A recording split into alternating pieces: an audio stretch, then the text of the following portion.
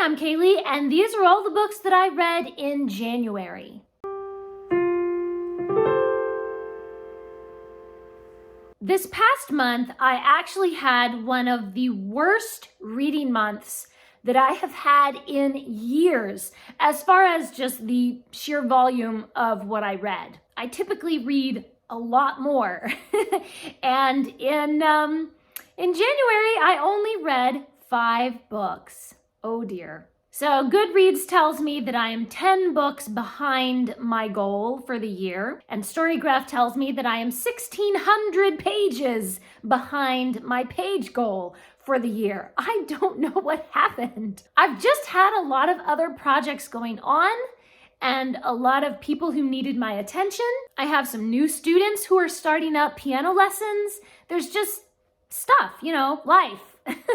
There have just been a lot of other things taking my attention. However, I am confident that this coming month I will be able to catch up with all of my reading. But the 5 books that I did read, I enjoyed pretty well. Before we dive into those books, I'm gonna reach back here to our Booktuber Shoutout book, and we're gonna shout out somebody randomly. We have our shoutout book full of little papers again, because it was empty before and then I had to fill it all back up. Today's shout out goes to L Thinks. I'll leave a link in the description to their channel. Be sure to go over and subscribe to them. If you haven't already, please do subscribe to this channel and follow me over on Instagram at Goodreads and Storygraph so you can see all the things that I'm reading throughout the year and so that you can see how far I have fallen behind. Right at the beginning of the year, I thought, you know what? I have not reread The Westing Game since I was a teenager. I think I might have been 14 or 15 the last time that I read it. And I think I remember reading it at least twice when I was a kid. And I remember loving it as a kid. So I thought, well, now it's time to reread The Westing Game. Sam Westing leaves a puzzle in his will, and any of the heirs who can find the solution to the mystery will win the entire inheritance of millions and millions of dollars. And the puzzle is, who murdered Sam Westing? The heirs are broken up into teams and they are given different clues, but only by working together can they solve the mystery. Somehow, rereading this as an adult, it just did not have the same charm that I remember it having when I read it as a kid. I still enjoyed the mystery and the riddles, but the characters got on my nerves. They're all really odd people, and they're selfish and rude. The writing style got on my nerves a little bit too, because it's pretty disjointed. It kind of jumps from scene to scene, and it doesn't really explain what's happening in the new scene. It just kind of jumps in with some dialogue, and then 2 paragraphs later, you figure out who was actually speaking. So I had to keep having to go back, oh, okay, that's her speaking, and I'll read that part again. I just wish that the writing would be clear about who is where and who is speaking and what's going on.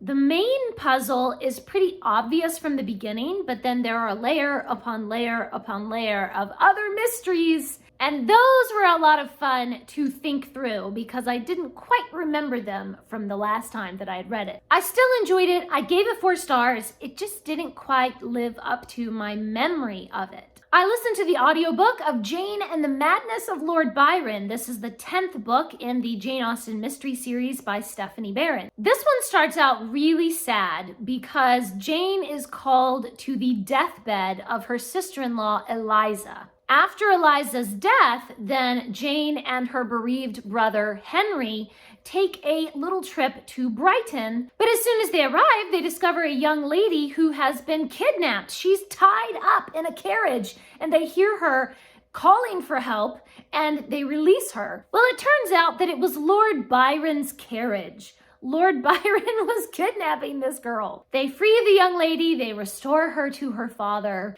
A few days later, the poor girl is found murdered, and of course, Jane is on the case. I really like this series of murder mysteries and the history behind it. There is a lot of real history woven in, all about Jane Austen and her family. I especially enjoyed seeing Jane with her brother Henry, and it shows that close sibling relationship that they had. It was really lovely to see how Jane cares so much for her brother, and Henry really respects and values Jane and her writing skills and respects her opinion and her keen mind. I gave this mystery 4 stars, and I'm going to be reading the 11th mystery in the series this coming month.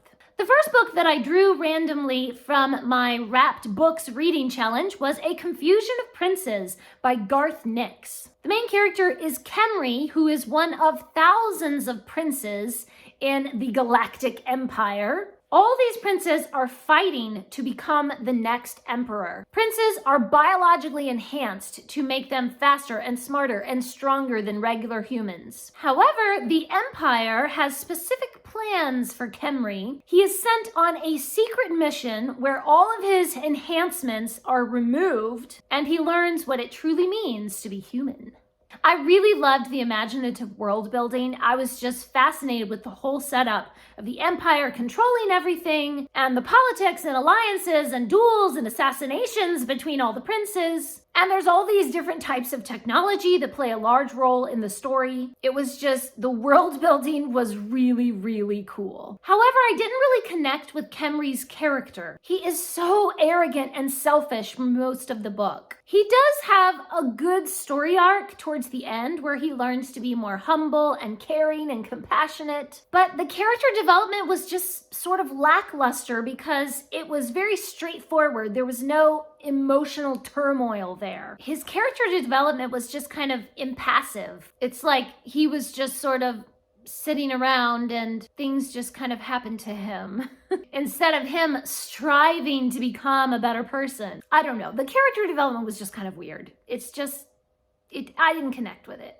And this book did have some profanity, some cursing, but not a lot. I think there were only like 5 times where some bad words were used. There are also a couple of mentions of Khemri having sex, but there's no description. It's just a very straightforward sentence. They had sex, and then the next morning they went and did these other things, and the plot continues. There's also a lot of violence and people's heads being cut off and their guts spilling out and all kind of gross stuff.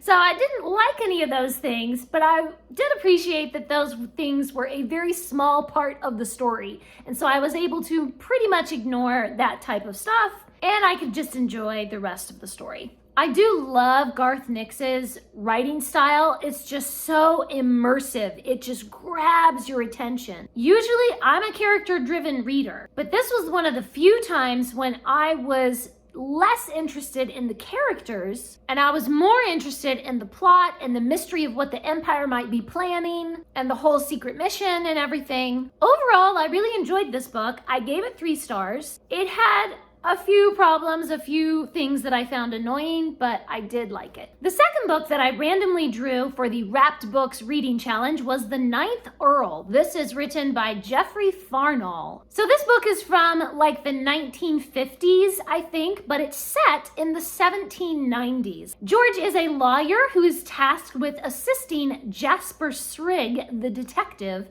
to investigate a murder which took place decades ago. George is entirely confused, totally lost in this mystery, but Jasper has agents all in the area who are following different lines of inquiry and following all the clues. While Jasper is hunting down the murder mystery, George meets a young lady and falls in love.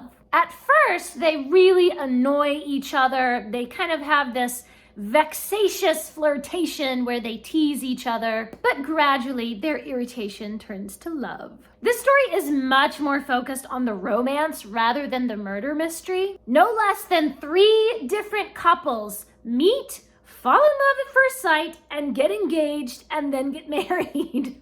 So yeah, there was just a lot of romance. In some ways, it was kind of adorable because the romance was just so innocent. But I kept wondering, like, when are we going to get back to the mystery? Okay, they fell in love, la la la. Can we get back to the mystery? What is Jasper doing? But then when we finally did get back to the mystery, it had some weird plot holes that did not make sense to me. And there's this whole scandal with like the Earl's cousin that is never really quite explained. The characters are really one-dimensional. The dialogue is really dramatic and trite, but it is delightfully old-fashioned, and I thought it was fun. I gave it 3 stars. And then I finally finished reading Little Women in Spanish. I don't know why it took me like 2 years, not 2 years, like a year and a half to read through this book. I mean, I do read slower in Spanish, and I have to like really concentrate a lot more when I'm reading in Spanish,